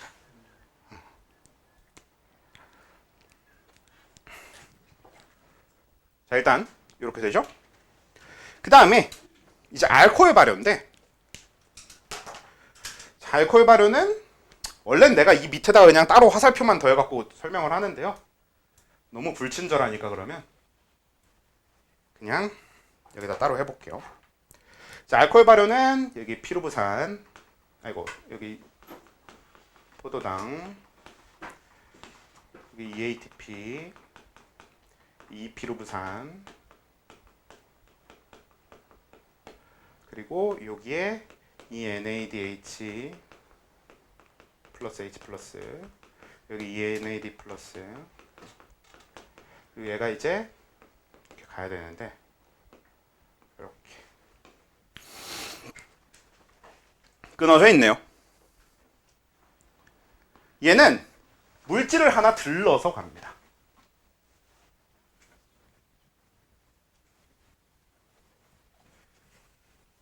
자, 여기서 이제 이 이피로브산이 C3H4O3였잖아요. 네. 여기서 뭐가 되냐면 C2H. 잠깐만.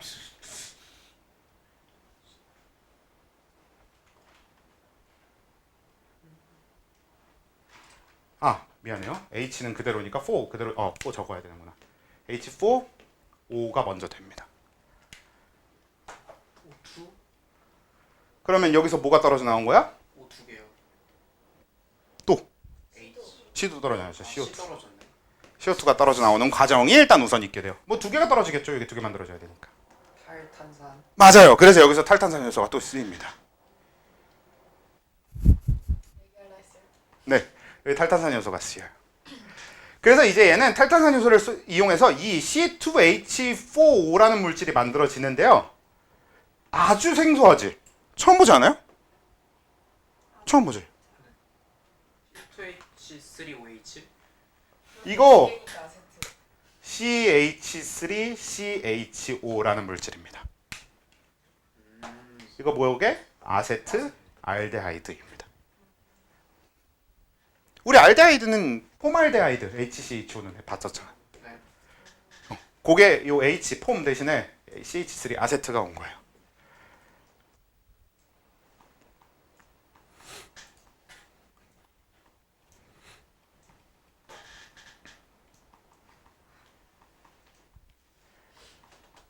됐죠? 자, 그 다음에 이제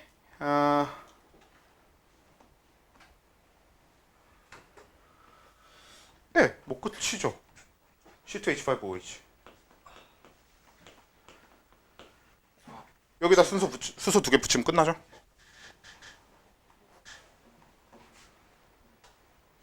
그치?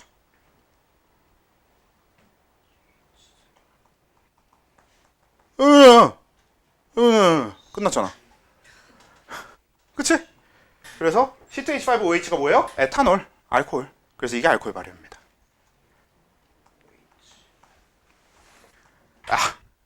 미안해. 갑자기 그런 생각이 떠올라 버려서 이거 화학적으로 한 번만 설명해 볼까요?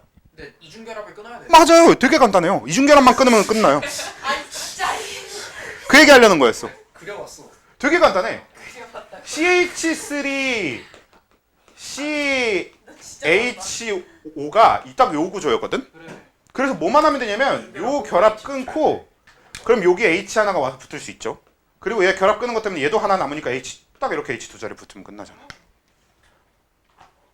천재인데 진짜. 이렇게 되는 겁니다. 그래서 이 과정은 되게 쉬워요. 선생님 이중결합을 끊는 게 그렇게 쉬운 일인가요? 효소가 있잖아. 원래 효소는 생각보다 위대합니다.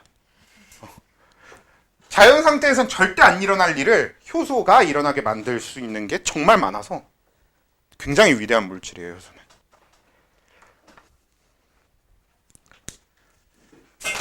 그래서 요게 이제 알코올 발효, 요게 젖산 발효 과정이 됩니다.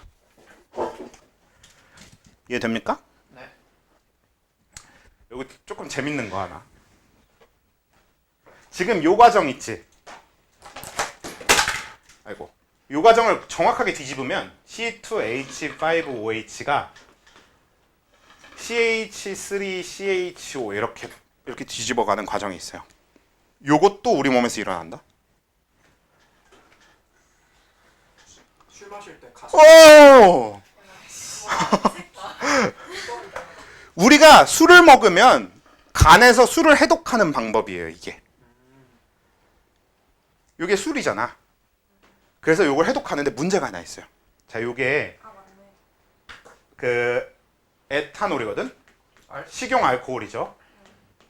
그리고 요게 아세트알데하이드인데 하려던 얘기가 뭐야? 가수분해 물질 아니에요? 뭐 그렇긴 한데 이 아세트알데하이드에 문제가 하나 있어요. 여러분 알데하이드, 너네 폼알데하이드 혹시 화원 제일 처음에 특징 기억해? 세집증후군. 위험해요. 위험해요. 실제로 이게 우리가 세집증후군 정도로 편하게 얘기해서 그렇지 HCH는 농도가 조금만 높으면 마시면 즉사예요. 바로 갑니다. 되게 독성이 센 물질이에요. 왜? 아니 제가 주제로 했던 게 딱 저거라서요. 그래서 이 알데하이드라는 것 자체가 원래 그 독성이 굉장히 강하거든. 그러니까 무슨 얘기냐면 얘가 얘보다 독성 세. 왜 바꿔요? 그러니까 에탄올은 정말 독성이 약하고요. 아세트알데하이드 독성 진짜 셉니다. 이거 엄청 세요. 근데 왜 바꾸냐? 이건 어쩔 수 없는 과정이고요. 여기서 이제 한 번 더 가공을 해서 아세트산. 여기까지 보내는 게 목적이에요. 얜 독성이 아예 없는 수준이거든. 네. 이건 식초잖아요, 식초. 얜 독성이 아예 없는 수준이거든. 그래서 요 과정을 가야 되는데 이게 중간에 들어있어서 이게 좀 아주 안타까운 현실인 거죠. 최종적으로 도착지는 정말 안전한 곳인데 중간에 엄청난 가시밭길을 지나야 되는. 그래서 나도. 아니요. 술은 그냥 에탄올도 나쁩니다. 이미 이것만으로도 충분히 나빠요. 네. 이미 충분히 나빠요. 근데 우리가 술 많이 먹으면 막 치매나 이런 거, 알코올성 치매 이런 거는 이유가 거의 다 이것 때문이에요. 그러니까 에탄올이 뇌를 혼동시키게 되고요. 아세트알데하이드는 뇌세포를 파괴시킵니다. 같이 이루어지는 거지. 그래서 이게 아주 재밌는 건데 여러분들이 이제 아직 술을 안 먹었지만 그래도 들어본 걸로 한번 생각을 해보면 그런 사람들이 있어요. 술이 안 취하는 사람이 있어. 그 술을 진짜 더럽게 잘 먹는 사람들이 있어요. 아무리 먹어도 안 취해. 근데 되게 신기하게 술을 안 취하고 숙취도 없는 사람이 있거든요. 근데 술은 안 취하는데 숙취가 엄청 센 사람들이 있어요. 어떻게 알아? 알고 있는 건 아니야? 술은 안 취하는데 숙취는 엄청 센 사람들이 있어. 반대로 술은 약해. 그러니까 술에 되게 잘 취해. 근데 숙취가 전혀 없는 사람들도 있어요. 하루 지나 있으면 되잖아요. 자고 일어나는데. 그리고 술에도 약하고 하루가 삭제. 그거 말고 그런 경우는 빼고. 물론 이제 숙취는 잠이 답이긴 한데요. 그건 빼고. 술에도 약하고 숙취도 엄청 센 사람들도 있어. 아니 옛날 술 중에 뭐야 그 숙취가 아예 없는 술이라 해가지고. 그거 그 응팔에도 나온 캡틴 큐. 그래. 맞아. 그치. 하루 자게 만드는 술인 거잖아, 그게. 자, 그래서 요렇게 네 가지가 있는데 이게 무슨 뜻이냐면 술에 취하냐 안 취하냐는 이 과정을 잘하는 효소, 이 과정의 효소가 잘 만들어지느냐의 문제예요. 잘 만들어져요. 네. 에탄올이 빨리빨리 해독이 돼버리니까 취한 상태가 거의 안 만들어지는 거지. 그리고 생각보다 우리 몸은 몸의 이 상태를 굉장히 잘 따라가요. 그러니까 무슨 얘기냐면 간이 에탄올 해독을 잘하잖아? 그럼 정신도 에탄올을 더 견디려고 합니다. 몸에 더 안 위험한 물질이거든. 그래서 더 먹을 수 있다고 생각해요, 실제로 뇌가.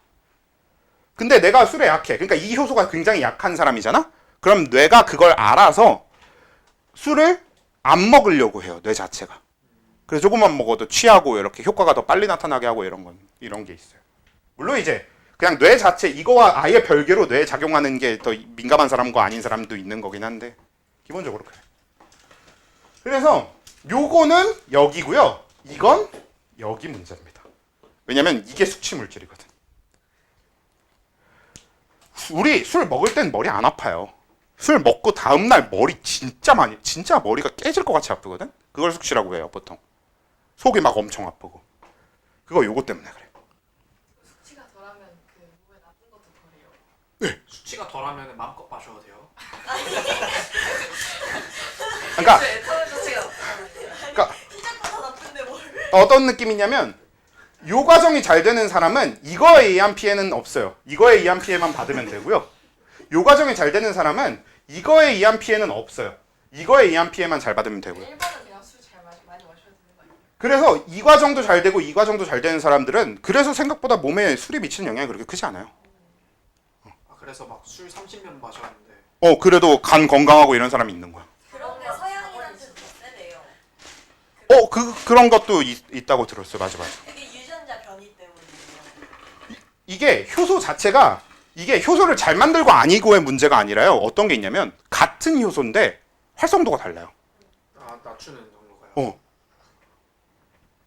그러니까 효소에 만들어지는 양은 똑같아도 훨씬 더 일을 잘하는 효소가 있습니다. 네. 그런 게 합쳐져서 이제 이런 과정이 있어요. 준식 효소 있으면 안 되네. 그래서 이런 것도 있다. 그러니까 요거는 그냥 보너스 이야기. 사실 몰라도 되지만 재밌잖아. 사실 다른 것보다 이게 훨씬 제일 재밌지 않아요? 이것만 예뻐하는 거예요.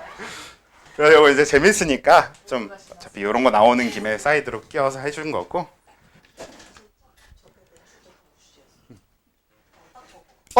이거 관련해서 잡담 비스무리한 거예요. 그것만 하고 일단 내용은 끝났어. 오늘 수업 내용은 끝났고 이렇게 호흡하고 무산소 호흡까지 마무리를 한 거고요.